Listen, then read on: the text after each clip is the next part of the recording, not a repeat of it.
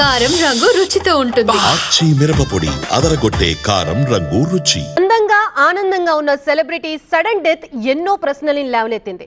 Shefali మృతితో cosmetic products treatment పై పెద్ద దుమారమే చెలరేగుతోంది. అర్హతలు లేకపోయినా ఈ చికిత్సలు చేస్తూ ప్రాణాల్ని ప్రమాదంలోకి నెడుతున్నారు కొందరు. దీనికి తోడు కాస్మెటిక్ ట్రీట్మెంట్ ఎవరు చేయాలి అన్న దానిపై వివాదం రాజుకుంది. డెంటిస్టులు సైతం కాస్మెటిక్ చికిత్సలు చేస్తున్నారని తెలంగాణ మెడికల్ కౌన్సిల్ తీవ్ర అభ్యంతరం వ్యక్తం చేస్తోంది. మరి ఈ ఆరోపణలో నిజమెంత? అసలు కాస్మెటిక్ ట్రీట్మెంట్ చేయాల్సింది ఎవరు, చేస్తున్నది ఎవరు?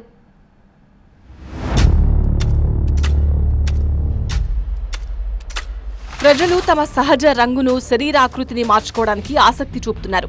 ఈ నేపథ్యంలో అర్హత లేని కాస్మెటాలజిస్టులు మార్కెట్లోకి దిగి వ్యాపారం చేసుకుంటున్నారు. ఇలాంటి వారితో చాలా మంది తీవ్ర పరిణామాలు ఎదుర్కొంటున్నారు. ఇదే కాకుండా ఒక విభాగంలో చికిత్స అందించే వైద్యులు సరైన అవగాహన లేకుండా నిబంధనలకు విరుద్ధంగా మరో విభాగంలో చికిత్సలు చేస్తున్నారని తెలంగాణ మెడికల్ కౌన్సిల్ ఆరోపిస్తోంది. మెడికల్ కౌన్సిల్ సభ్యులు చెబుతున్న దాని ప్రకారం తెలంగాణ మెడికల్ కౌన్సిల్లో నమోదైన ఎంబీబీఎస్ డాక్టర్లు లేదా ఏదైనా విభాగంలో స్పెషలైజేషన్ చేసిన వైద్యులు మాత్రమే చికిత్స చేయాలి. నేషనల్ మెడికల్ కమిషన్ నియమావళి 300 ప్రకారం మెడికల్ కౌన్సిల్ ఈ విషయాన్ని స్పష్టం చేస్తుందని చెబుతున్నారు. అయితే డెంటిస్టులు కూడా కాస్మెటిక్ వైద్యం చేస్తున్నారని మెడికల్ కౌన్సిల్ ఆరోపణ. ఎన్ఎంసీ డెంటల్ కౌన్సిల్ నిబంధనల ప్రకారం డెంటిస్టులు ఎవరూ కాస్మెటిక్ చికిత్సలు చేయడానికి అర్హులు కాదని, కాస్మెటిక్ చికిత్సలు చేయాలంటే డెర్మటాలజిస్టులు, ప్లాస్టిక్ సర్జన్లు మాత్రమే చేయాల్సి ఉంటుందని కొంతమంది వైద్యులు చెబుతున్నారు. డెంటల్ వాళ్ళు అన్ని ట్రీట్మెంట్ చేస్తున్నారు.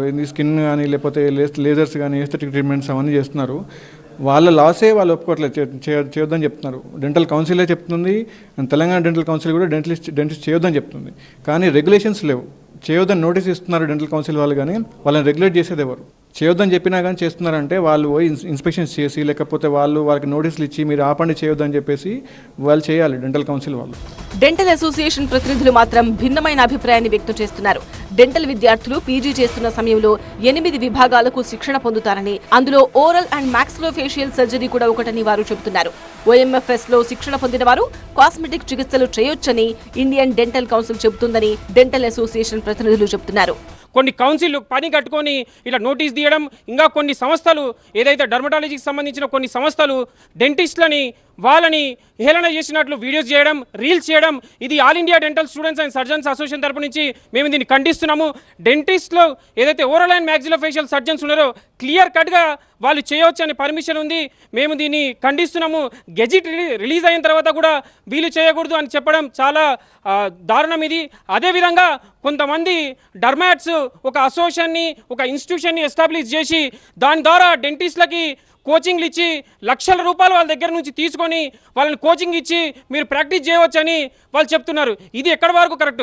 ఈ వివాదంపై medical council, NMC, Indian dental council నిబంధనలను ఉల్లంఘిస్తూ డెంటిస్టులు కాస్మెటిక్ చికిత్సలు చేయకూడదని వాదిస్తోంది. అయితే డెంటల్ అసోసియేషన్లు మాత్రం తమకు ఎలాంటి రెస్ట్రిక్షన్స్ లేనంత వరకు ఈ చికిత్సలను కొనసాగిస్తామని తేల్చి చెబుతున్నాయి. ఈ అంశంపై కొన్ని సంఘాలు కోర్టును ఆశ్రయించడంతో సమస్య ప్రస్తుతం న్యాయస్థానం పరిధిలో పెండింగ్ లో ఉంది.